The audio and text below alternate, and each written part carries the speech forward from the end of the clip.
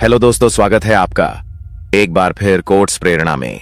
दोस्तों, आपने अक्सर इतिहास की किताबों में पढ़ा होगा कि डॉक्टर भीमराव अंबेडकर ने 25 दिसंबर 1927 को मनुस्मृति को जलाया था। लेकिन क्या आपने कभी सोचा है कि आखिर ऐसा क्यों किया गया?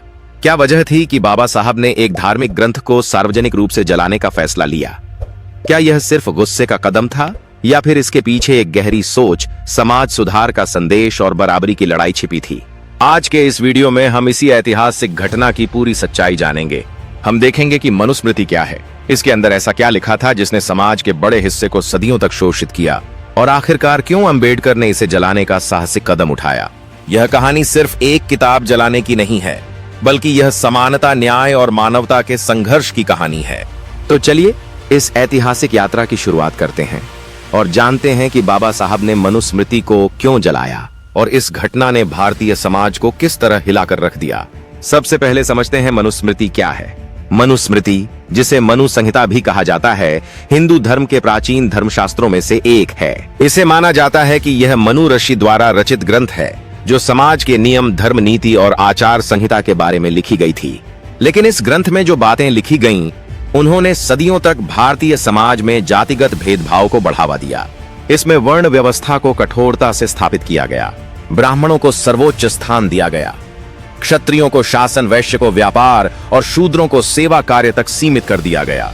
मनुस्मृति में शूद्रों और स्त्रियों के बारे में कई अपमानजनक और अमानवीय बातें लिखी गई थीं, जैसे कि शूद्रों को वेद पढ़ने या सुनने का अधिकार नहीं, यदि शूद्र वेद सुन ले तो उसके कान में पिघला सीसा डाल दो, स्त्रियों को कभी स्वतंत्रता न दो, वे हमेशा पिता, पति या पुत्र के अधीन रहें। इन बातों ने सामाजिक असमानता को धार्मिक जामा पहनाकर वैध कर दिया। 1920 का दशक भारत में आजादी की लड़ाई का भी था और सामाजिक सुधार आंदोलनों का भी। उस समय अस्पृश्यता चरम पर थी। दलितों को मंदिरों में प्रवेश की अनुमति नहीं थी, उन्हें कुएं से पानी नहीं लेने दिया जाता था, स्कूलों में भेदभाव था और समाज में उन्हें नीच समझा जाता था। डॉक्टर भीमराव अंबेडकर स्वयं इस भेदभाव के शिकार थे। उन्होंने पढ़ाई में सफलता पाई, विदेश से उच्च शिक्षा हासिल की, लेकिन समाज में जाति के कारण उन्हें बराबरी का दर्जा नहीं मिला। 1927 में बाबा साहब ने महाड़, महाराष्ट्र में चौदार तालाब आंदोलन शुरू किया। इसका उद्देश्य था दलितों को सार्वजनिक पानी के स्रोतों से पानी लेने का अधिकार दिलाना। क्योंकि मनुस्मृति और इसी तरह के धर्मशास्त्र ही इस भेदभाव को जायज ठहराते थे, इसलिए बाबा साहब ने कहा, जब तक यह ग्रंथ और इसकी मानसिकता खत्म नहीं होगी तब तक बराबरी नहीं आ सकती। अब समझते हैं मनुस्मृति दहन की घटना। 25 दिसंबर 1960, महाड़, महाराष्ट्र। इस दिन हजारों दलित एकत्रित हुए। अंबेडकर ने यह घोषणा की कि अब हमें सिर्फ पानी का अधिकार ही नहीं चाहिए, बल्कि हमें उस सोच को भी जलाना होगा जिसने हमें गुलाम बना रखा है। बड़ी सभा हुई, वहां मनुस्मृति की प्रतियां लाई गईं।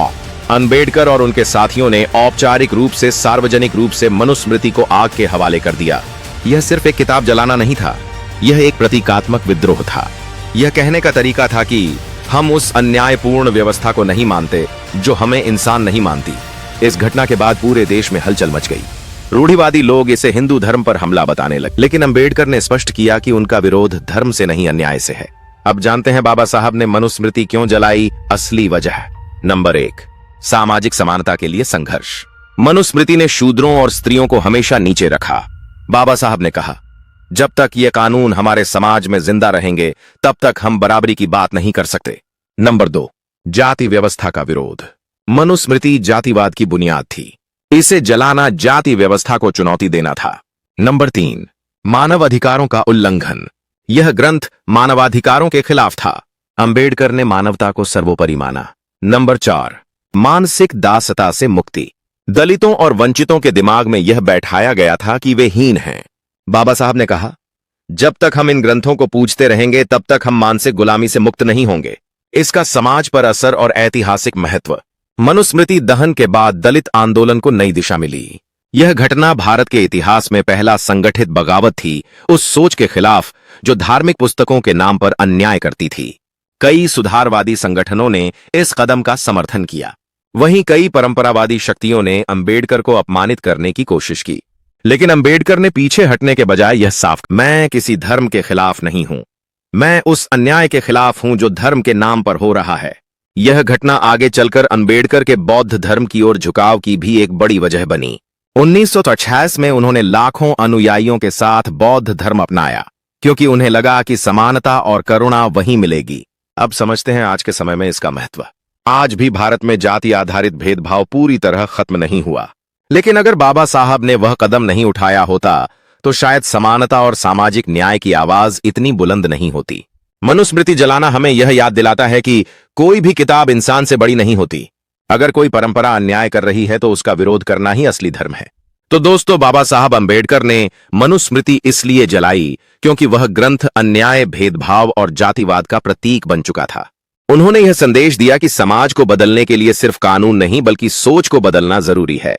आज भी जब हम समानता, स्वतंत्रता और भाईचारे की बात करते हैं तो यह घटना हमें याद दिलाती है कि असली आजादी वही है जहां हर इंसान को बराबरी का हक मिले। जय भीम, जय संविधान। धन्यवाद।